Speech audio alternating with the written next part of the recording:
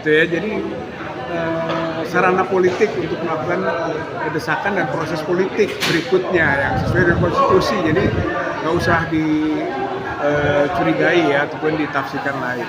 Cuman people power itu menjadi hal yang unik ketika menghadapi kondisi sekarang gitu. Ketika rezim ini kelihatannya tiranis, oligarkis gitu ya. Jadi tidak berorientasi pada kepentingan rakyat gitu. Jadi wajar gitu ketika muncul pikiran people power karena prosedur politik yang ada itu jadi skeptis karena rezimnya tadi tirani dan oligarki.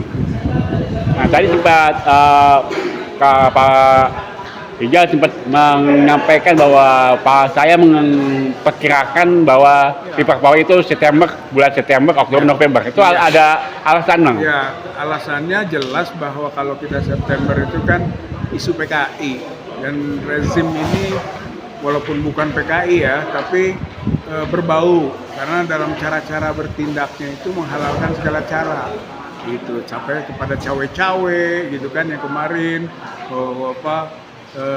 menekan lawan politik gitu kan, mau meminggirkan dalam proses kompetisi pemilu dan sebagainya. Saya kira itu menjadi menghalalkan segala cara, itu nuansanya seperti gaya PKI gitu. Jadi September itu gitu kan peristiwa itu.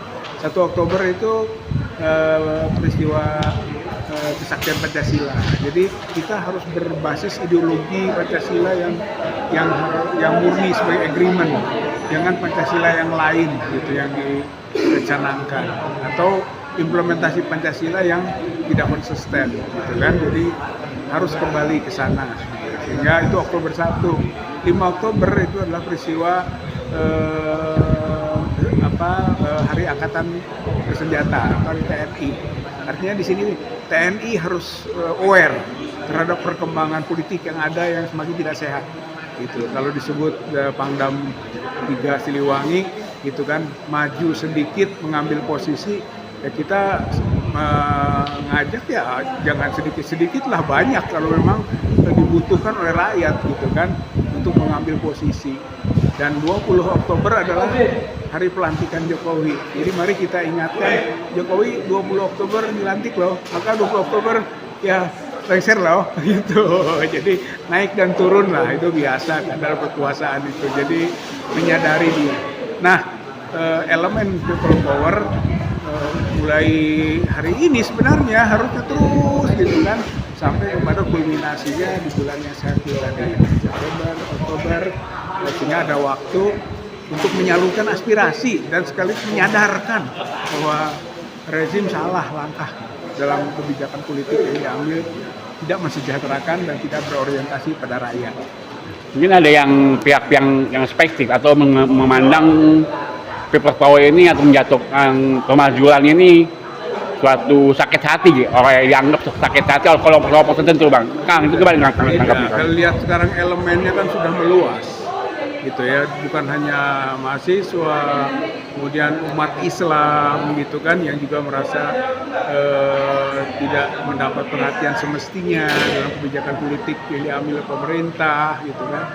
Kemudian juga emak-emak atau dokter gitu kan, purnawirawan. Jadi sudah bukan lagi bisa dipojokkan dengan oh ini sakit hati, oh ini tidak punya jabatan, oh ini tidak mendapatkan posisi. Tidak, ini adalah aspirasi rakyat yang memang sudah menyadari dia kedaulatannya tergerus gitu, diambil oleh sekelompok orang yang namanya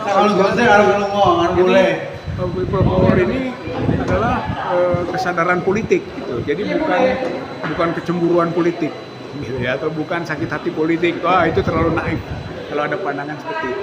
Itu dianggap sebagai sebuah pelanggaran konstitusi, gimana tuh, Kang? Iya, jadi jelas melanggar konstitusi kan, seperti kasus cawe-cawe ya.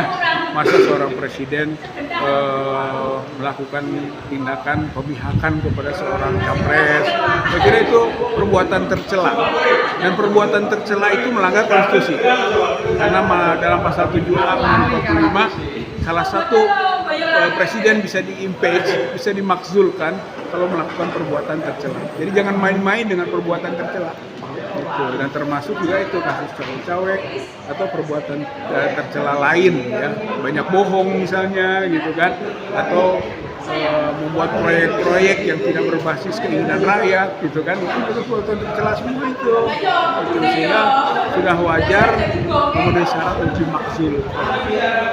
Nah, ini mengenai tanggal 9 kemarin kami media persuasi mendapatkan informasi dari sistem penelusuran perkara di Pengadilan Negeri Surakarta itu terkait sidang banding terhadap Gus Nur, yang mana pada Pengadilan Tinggi Semarang itu memutuskan vonis 4 tahun penjara. Itu tanggapannya, Kang?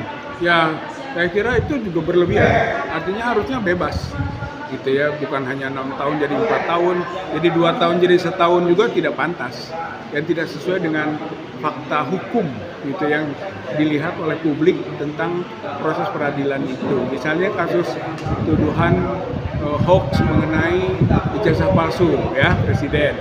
Ya bagaimana disebut palsu kalau aslinya nggak bisa ditunjukkan, gitu kan? Kapan sesuatu disebut palsu kalau asli sudah ada dan aslinya nggak ada, ya nggak bisa disebut palsu dong, dan tidak bisa disebut hoax, gitu kan, karena tidak ada berita bohongnya. Jadi harusnya Gus Nur maupun Bambang Tri bebas, gitu, diputus bebas, bukan diputus 4 tahun. Itu tidak menggembirakan, ya, walaupun turun dari 6 tahun jadi 4 tahun. Makasih ya, Kang, ya. Siap. Assalamualaikum. Assalamualaikum warahmatullahi wabarakatuh.